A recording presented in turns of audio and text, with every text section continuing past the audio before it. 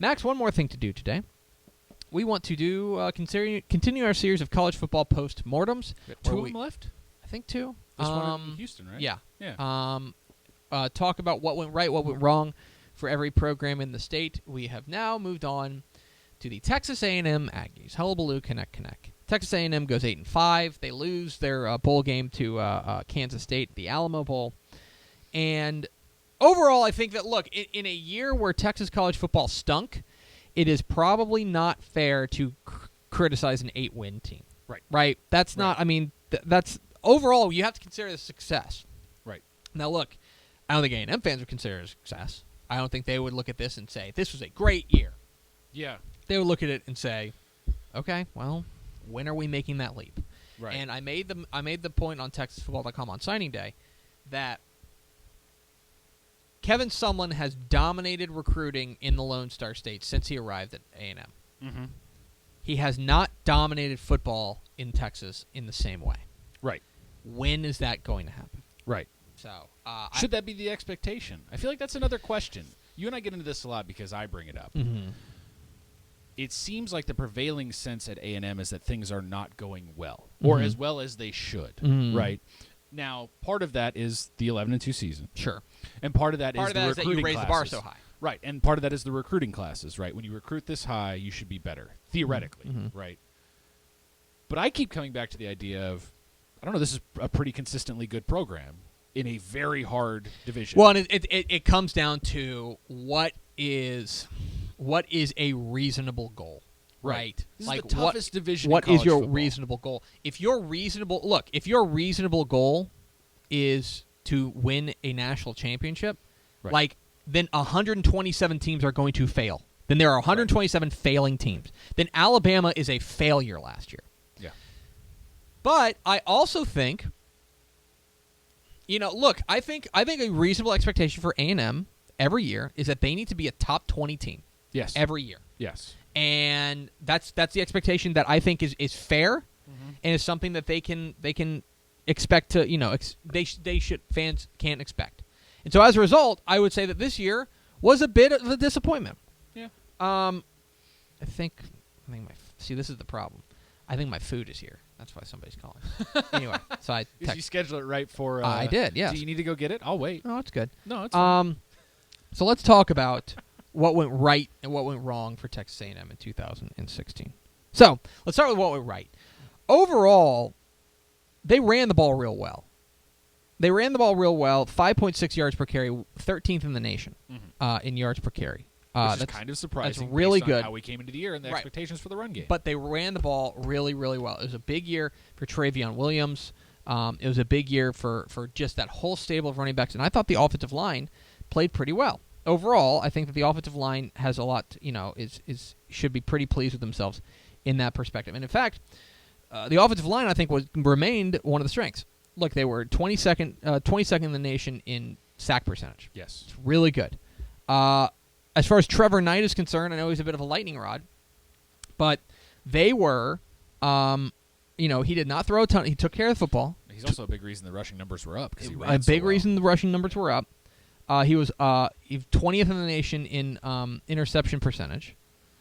And overall, I would say that it was a pretty good year for Trevor Knight. Yeah. Now, from a defensive perspective, they got after the quarterback, 27th in the nation in sack percentage. And then from a defensive perspective, they were okay. They were 48th in the nation in passing, in points allowed per game. You can live with that. You really can. And they did that while dealing with some tough injuries, especially to Myles Garrett. Exactly right. So that's kind of what went right, generally speaking. Sure. Here's what went wrong. Okay? What went wrong is that the running game was good, but the passing game never hit the plays that we've come to become accustomed to. Right. They never had the big play potential. First of all, the completion percentages were very bad. 54%, 101st in the nation. Only 7 yards a pass. And that seems like a lot, but it's only 73 yards per carry. Or 73rd in the nation. Not great. And so if you are 44th in the nation in passing percentage or passing play percentage. Okay, they threw the ball 49.6 times per game, but you are only 55th in pass yards per game. You're not pushing the ball farther enough down the field. As a result, they creep up and they're able to, the defenses are able to key on it. From a defensive perspective, the rushing defense wasn't great, but really the biggest problem was that teams knew that they could pass on them, and they could consistently pass on them, and they would dink and dunk them to death. 7 yards of pass allowed, and more importantly, teams knew they could beat them with it. They beat them. They threw the ball 35 times a game against them. That's one thing. The other thing about it, and maybe the most glaring thing that stands out to me, is that from a pure yardage perspective, they just simply gave up too many yards. Yeah. That if you gave them from a field, they lost the field position battle, or they tended to lose a field position battle. But when they won it, there was a fair chance that they were going to mow down the field. They were not able to get off the field on third down, and that's the biggest problem. He keeps calling.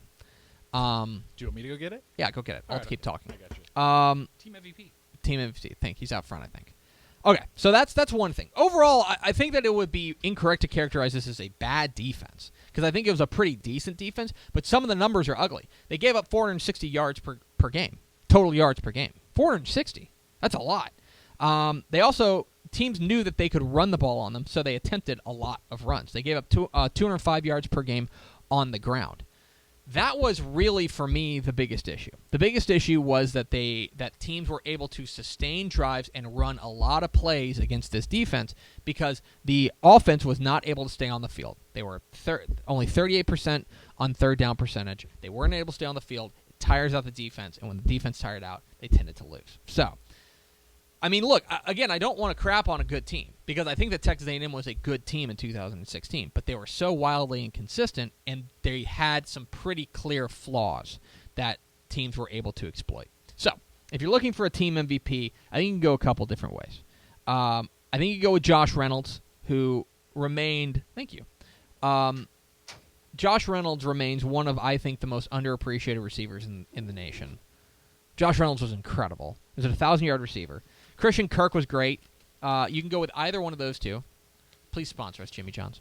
I'm just going to sit here and eat this while you talk about A&M. I think you could go with Travion Williams. He was a 1,000-yard back as a freshman. You got a lot of options. From a defensive perspective, though, I mean, look, Myles Garrett's the most talented player on the team. He led the team in tackles for loss despite missing 2 games, which is kind of insane. He also led the team in sacks despite missing 2 games. I mean, basically, he was probably their most important cog. That when he was playing well, this defense was really humming. And when this defense was really humming, this team was playing well.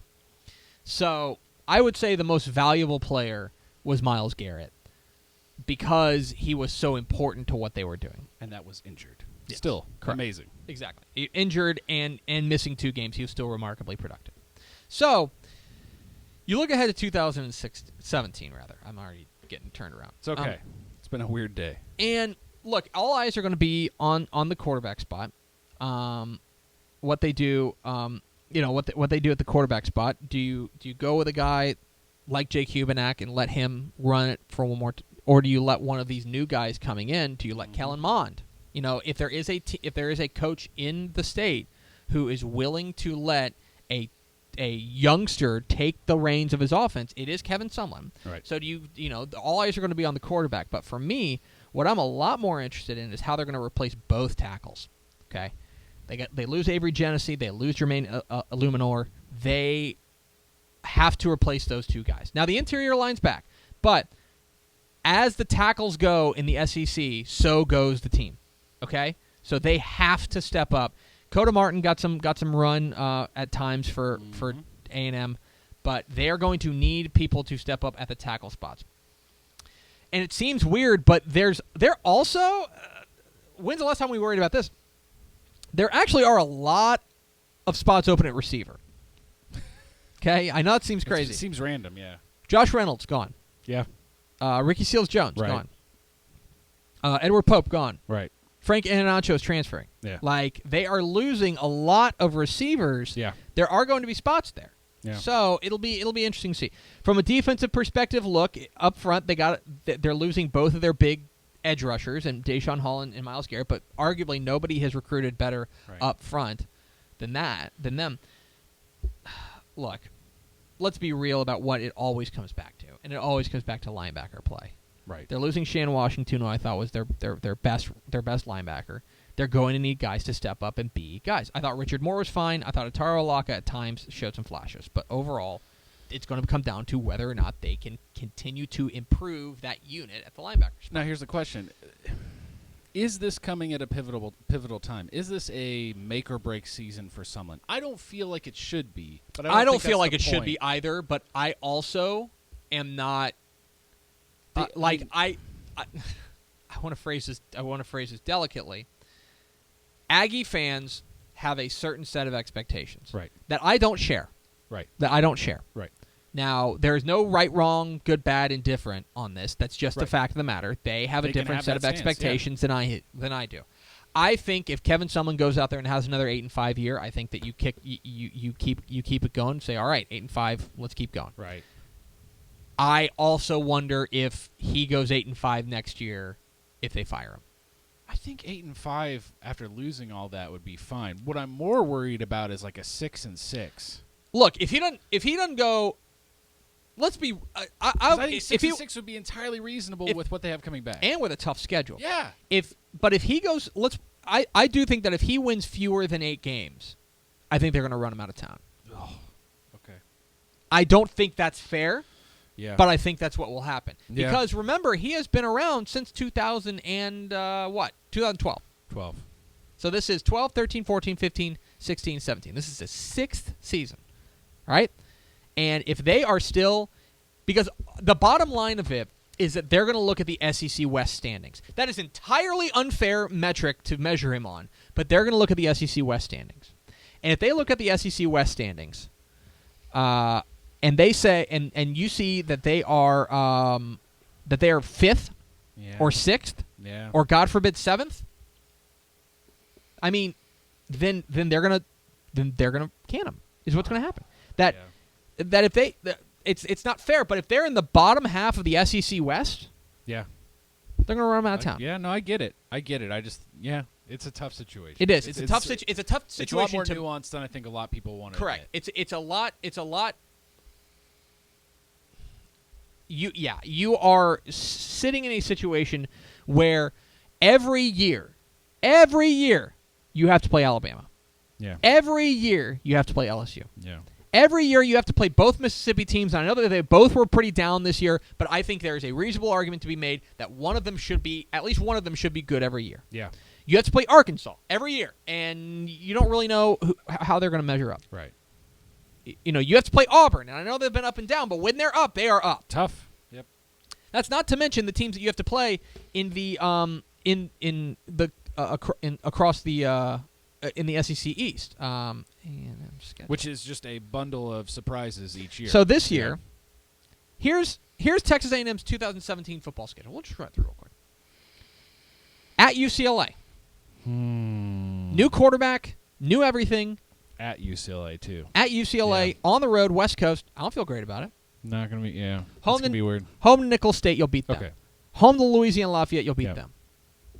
Arkansas at AT&T Stadium. And isn't that always we always say... I'll say they beat them just because... It's now become fait accompli that they're going to beat them, okay? That's fine.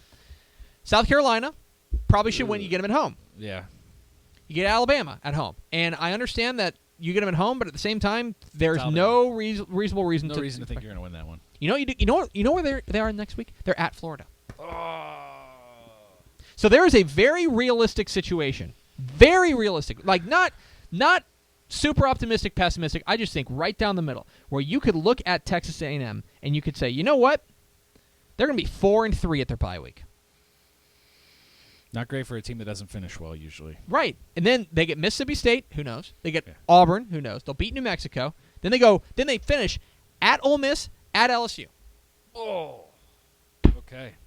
All right. I mean, it's a tough schedule. It's a tough schedule. No, but it's tough. But that is the situation that A&M chose. Yeah.